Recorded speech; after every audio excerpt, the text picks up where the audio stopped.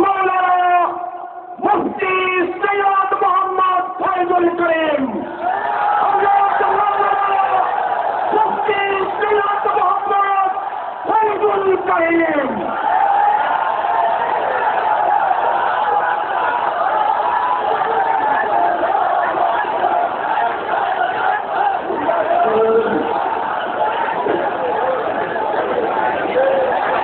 السلام عليكم ورحمة الله وبركاته.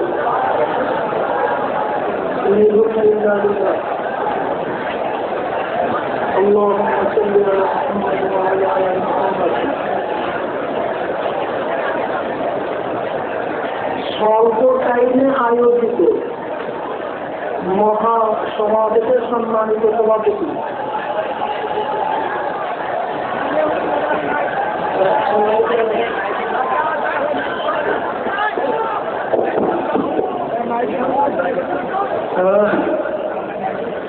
ঠিক আছে। এবার একেবারেই অল্প টাইম নিয়ে সমাবেশের আয়োজন করা হয়েছে, মাত্র 20 দিন সময়। আমি 2 দিন চেয়েছিলাম যে না জানি কি হয়, সমাজ বাস্তবায়ন হয় কি হয়। অনেক জায়গায় পোস্টারও পৌঁছাতে পারি নাই, লিখিতও পৌঁছে নেই, কিন্তু কোনো মাধ্যমে হয়তো বা খবর বুঝছে। কিন্তু আলহামদুলিল্লাহ জনসমাবেশে আমরা কিভাবে আশ্বস্ত হয়েছি তা জানি না, কিন্তু সরকার কিভাবে ভয় পেয়ে ফেলছে তার বিষয়। পয়সার পরিমাণটা কত পর্যন্ত, কি পানি খেতে হবে নাকি খেতে হবে না। আমি ডানপন্থী বন্ধুদেরকে বলবো, বর্তমানে ডান এবং বামের সংগ্রাম শুরু হয়ে গেছে, আস্তিক নাস্তিকদের যুদ্ধ শুরু হয়ে গেছে। মুসলমান এবং বেঈমানদের আন্দোলন শুরু হয়ে গেছে। আমরা দেখছি বেঈমানরা নাস্তিকরা কিছু কিছু জায়গা দখল করে নিয়েছে ইতিমধ্যে। বিদেশি টাকার মাধ্যমে এদেশে নাস্তিকরা কিছু মিডিয়া দখল করেছে,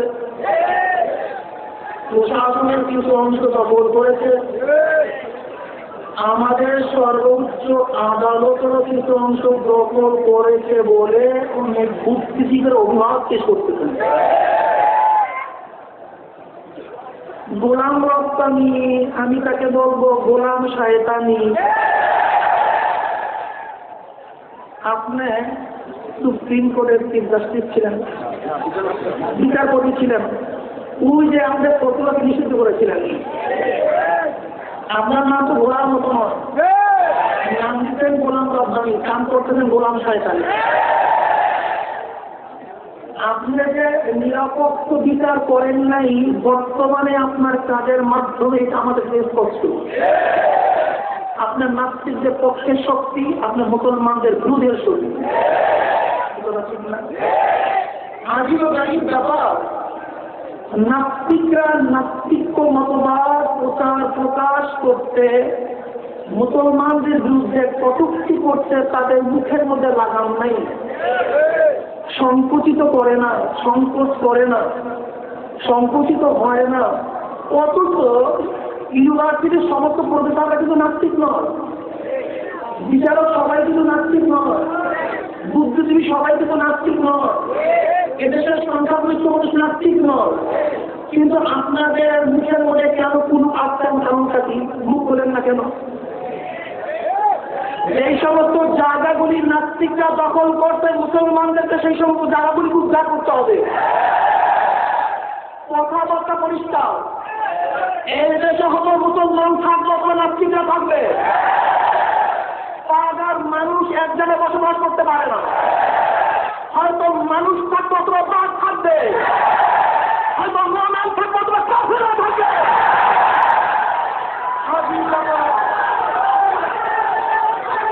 কতগুলি ভুল করে নাস্তিক, যারা গোটা বাংলাদেশে 20,000 ভোট পায় না, জনগণের বিচ্ছিন্ন। কিন্তু আওয়ামী লীগের উপরে এই পোকাগুলি, এই ইঁদুরগুলি খবর হলো কিভাবে আমার জানার বিষয়, কথা ঠিক নয়। আমি প্রাইম মিনিস্টারকে দাবিনাকে বলবো, আপনি কি করতে চান?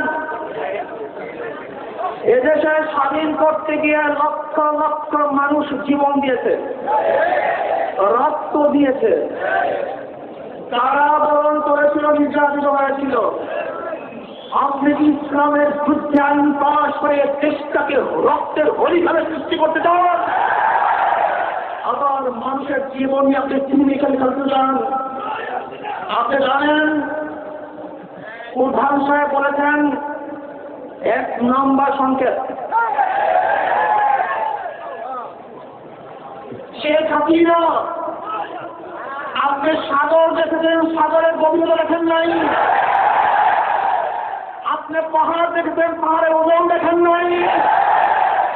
আপনি ঘুঘু দেখেছেন, ঘুঘুর খান দেখেন নাই। আপনি পাক দেখেছেন, তাদের হুঙ্কার দেখেন নাই। আপনি মুসলমান দেখেছেন, তাদের সহায়তা।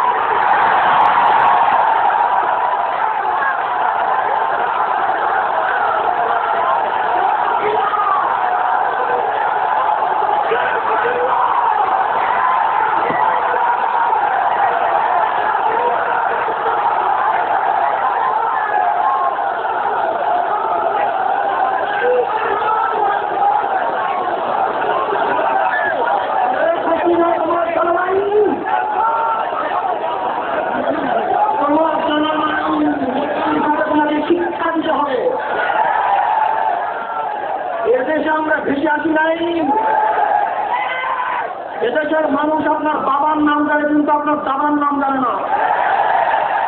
বাংলাদেশের মানুষ আমার বাবার নাম জানে, আমার দাদার নাম জানে। আপনি কি ভেবেছেন বাংলাদেশকে বিভ্রান্ত উৎখাত করবেন? তার আগে আপনি কয়টা উৎখাত করবেন তার কোনো খবর আছে নাকি? শুধু আপনি না, গোটা সংসদ বাংলাদেশের জনগণ উৎখাত করবে ইনশাআল্লাহ।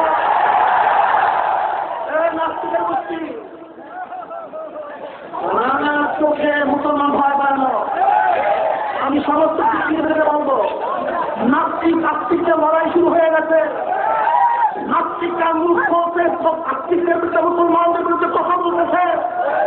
আজকাল নাস্তিকরা বোরখার বিরুদ্ধে আইন পাস করতেছে। বাংলাদেশের ক্ষমতার ঝুঁকির বিরুদ্ধে আইন পাস, বাংলাদেশের ক্ষমতার পয়সার বিরুদ্ধে আইন পাস, বাংলাদেশের ক্ষমতার শাখার বিরুদ্ধে আইন পাস।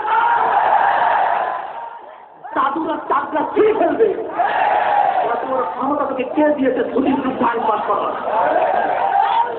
মুসলমানের দেশের কোরআনের বিরুদ্ধে আইন পাস করবে। আর কিছু কিছু আলেমরা তাদেরকে সাপোর্ট করবে, কিছু কিছু কুস্তিরা তাদেরকে পাশে নিয়ে আন্দোলন করবে, সমঝোতা করবে। আবার বিএনপি মনে করতেছে যতই আন্দোলন হোক না কেন শান্ত আমাদের কাছে আসবে। সেই মায়ের বিরুদ্ধে লড়াই করবে, যদি পুরো মুনাফিককে সাথে নেব।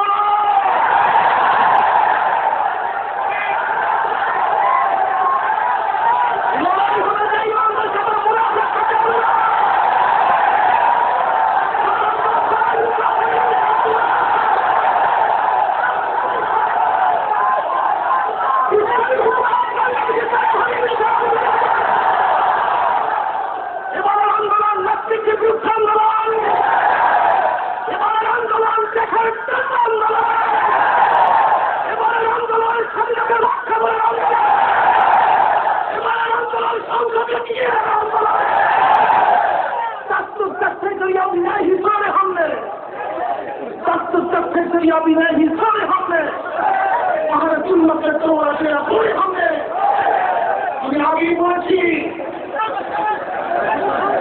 পাগের হুঙ্কার শব্দ হয়, হনুমানের ভেটকি শব্দ হয় না। পাগের মধ্যে একদিন বাঁধব, সিগারের মতো 1000 বছর পিছু থাকার কোনো আশা আমাদের নেই। প্রয়োজনে আমরা কারাবরণ করবো, রক্ত দেব, জীবন দেব। বাংলাদেশ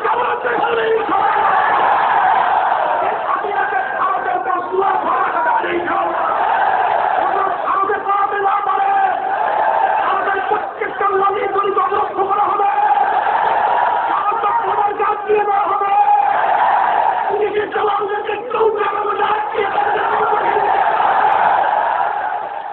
কথাবার্তা ক্লিয়ার করিস না।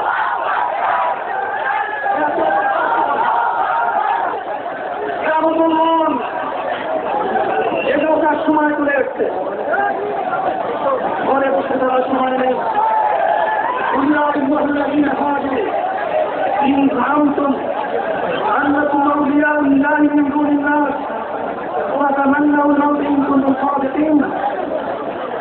মুসলমান মরতে জানে, তারা পারতে চায় না।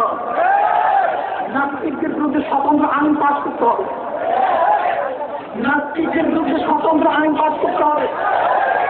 নাস্তিক সম্প্রদায় ভিন্ন একটা জাতি। আমরা প্রত্যেক ধার্মিকরা আমাদের অবস্থান সম্পর্কে জানি।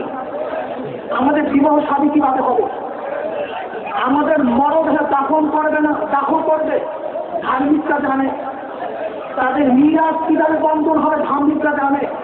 কিন্তু নাস্তিকদের বিবাহ শাদী কিভাবে হবে আমরা জানি না, ওদের মিরাজ কিভাবে বন্ধন হবে আমরা জানি না, ওদের মরদেহকে আগুনে পুড়িয়ে দেওয়া হবে না পানিতে ভাসিয়ে দেওয়া হবে না দাফন করা হবে আমরা জানি না। আজকে ধার্মিকদের মধ্যে লুকিয়ে থাকা সমস্ত নাস্তিকদেরকে বের করতে হবে ইনশাআল্লাহ। ইনশাআল্লাহ সচেতন থাকুন, সজাগ থাকুন। আমাদের অমির যখন আমাদেরকে চাপ দিবে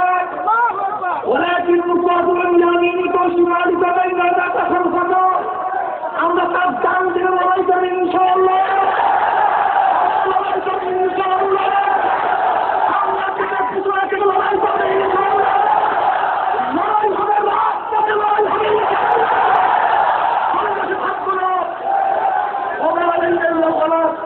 আসসালামু আলাইকুম ওয়া রাহমাতুল্লাহি ওয়া বারাকাতুহু।